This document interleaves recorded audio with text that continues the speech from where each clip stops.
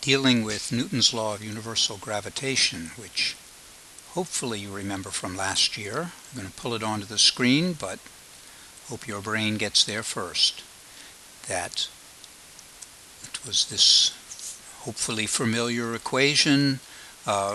Remember that what we're saying is this universality has to do with the fact that every mass is attracted to every other mass. Just because they have mass, great mystery of the universe. Don't forget also that this value r here is the distance between the centers of the two masses and the universal gravitational constant. So typically, the way we dealt with the Earth and an apple was to say that we would put in the mass of the Earth and the mass of the apple, and then we would take the distance between their centers. But what this says is that every mass is attracted to every other mass, and so if we were to take the Earth and break it up into little infinitesimals of mass, billions of little pieces of mass, that each one of those would exert a gravitational force on each of the little pieces that make up the apple. And somehow we are able to get from that very complex situation to the simplification of just acting like the force is acting on all of the mass located at the center of mass. The process of getting there involves something called a shell theorem, that we want to take not a solid Earth, but a spherical shell. So remember, this is three-dimensional, but I want to see how that shell of mass would attract a point mass here. So we'll make it less complex than an apple. And what we would do is take all the little points located on this band that are all the same distance from this point mass, and look at all of their forces on this point mass, and then to get the net force we would add them up. This is the principle of superposition, which we'll talk about on the next slide. That the component here at the top, that little piece of the spherical shell here at the top, would pull this thing up, but there would be a corresponding piece down here at the bottom which would pull it down, and that would be true for every piece. There would be a corresponding piece on the other side of the circle which would pull the other way, so that this force, the vertical components of the pulls on this would be canceled out from the two sides, but the components, the radial components pulling towards the center, would remain and add together.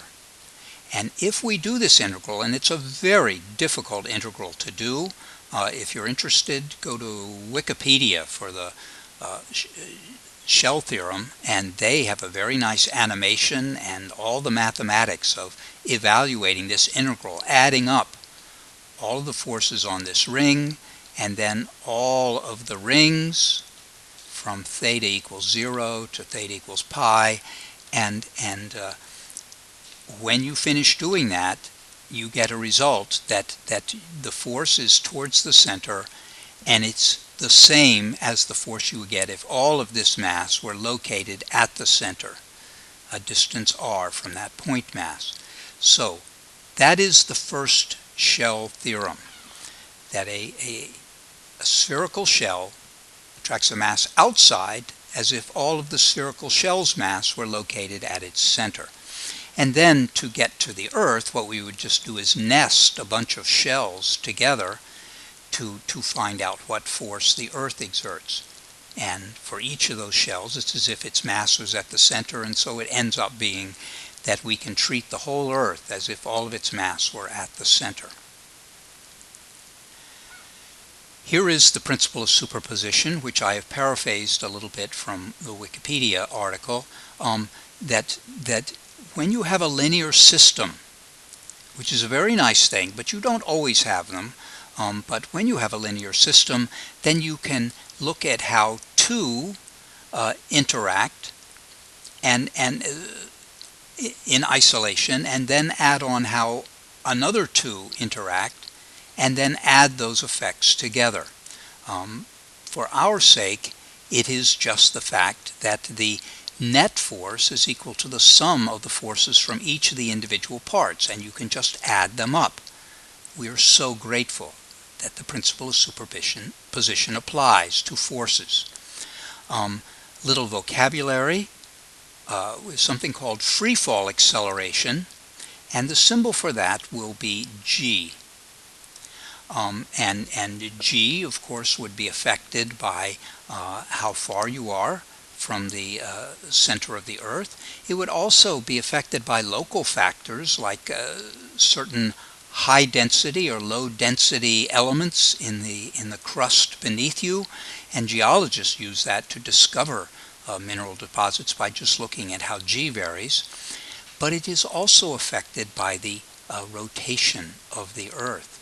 That if you go to Denver, g would be smaller, and if you come to Richmond, g would be higher because you're closer to the center. It also is affected by how fast you are going, and up at the poles, g would be different than down at the equator. But I think that's mainly because of the different thickness of the Earth. The other term is the acceleration due to gravity, which we will call A sub g. This is also referred to as gravitational field strength, which I mistakenly last year called G, and I'll probably make that mistake again.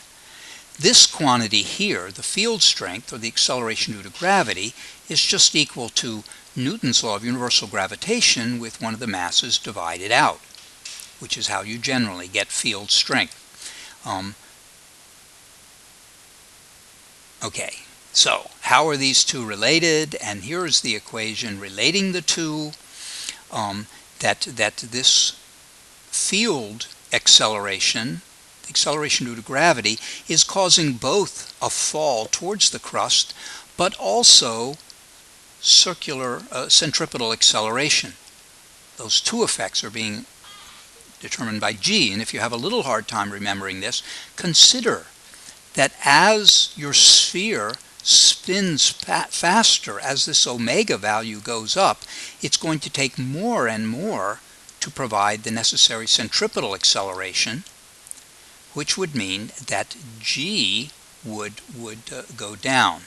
And ultimately, you could get the Earth spinning so fast that things would accelerate towards the center, but they would just be staying in a circle. They would not move any closer to the surface of the Earth, that the free fall acceleration would be zero in that case. Now we want to move inside of the sphere. So we've been outside the spherical shell looking at how the shell affects a mass. What about if you put the mass inside the spherical shell? How would it be affected in there? And suppose these were equilateral triangles. The point being that you have the shell pulling on you from this side and the shell pulling on you from this side. How do those patches compare with one another in their pulls? And of course I could then go around and do that for all corresponding regions of area on the two sides of the shell. But what I would assert is that what we have here are two similar triangles, that the vertex angles are going to be the same here because they're vertical angles, and here, if this is isosceles triangle, then the base angles would be the same for the two of them. So they are similar. So you have sides in proportion. R1 is to S1 as R2 is to S2. But I'm interested in the pull, and so it's not this length of this arc, but the area that corresponds with it. So we want to, I'll draw it for you, we want to expand this arc to be a region from the surface of the shell, and here over here there would be another region,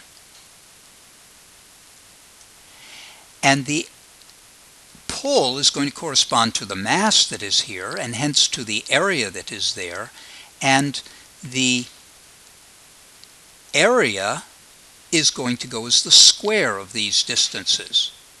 Just take this equation and square it, and so you can see that if we go back to Newton's law of universal gravitation, that the pull that is here is less by the square of r squared because it's further away, but it's greater by the same factor because of the larger area that is there. And the effect is that the force from this side is the same as the force from that side, and thus there is no net force on an object inside. What does this say? Yeah, second shell theorem. Okay. A spherical shell of mass exerts no force on a mass located inside of it. That does not mean that there can be no force on an object inside, and it does not mean that there can be no field on an object inside. It just from the shell. If you had some large mass here, a neutron star, then it would exert a force on this object that is inside the shell. But it would not, the shell itself would not exert any force on it.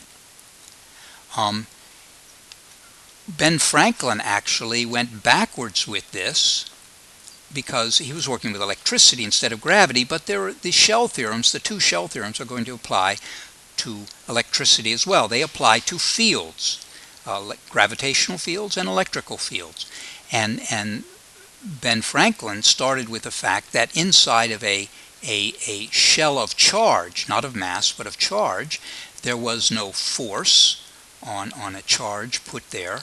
And since that was the case, he reasoned backwards that electrical force must vary inversely as the square of the distance, just as was true with gravity, and gave rise to this shell theorem. I knew you'd be interested in that.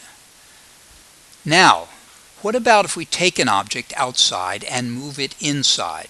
And I'm going to consider, this is a solid sphere, not a spherical shell, but I'm going to consider it a bunch of nested shells, and I'll move this object up, and as I do, the force is going to be as if all the mass was at the center, but it's going to vary as the square of my distance from the center. So if I start out here at 2r, then it ought to be that by the time I get into r, the force that we have would be 4 times as great. This would be 1 over r squared curve. But then when I move inside, we have from the second shell theorem that this mass that is outside of me will not exert any force on me. Only the mass that is inside will exert a force.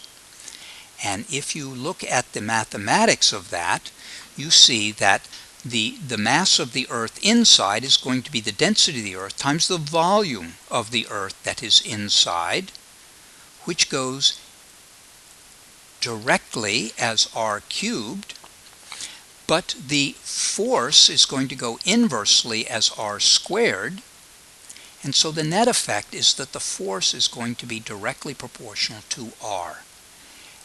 Directly proportional to r, you know how to graph that. It's going to be a nice line like that. The fact, this is the theoretical, and you will have the same picture, but less bumpy, when you deal with electricity, but it depends upon the Earth being uniform, or your distribution of charge being uniform here. The fact is the Earth is not uniform. It is more massive at the center than it is at the edge, and I believe if you were to actually draw the curve for the Earth, it would start off kind of straight like this, and then it would fall off because of the lower mass out in the outer crust. But it would be similar to this. All right, thank you.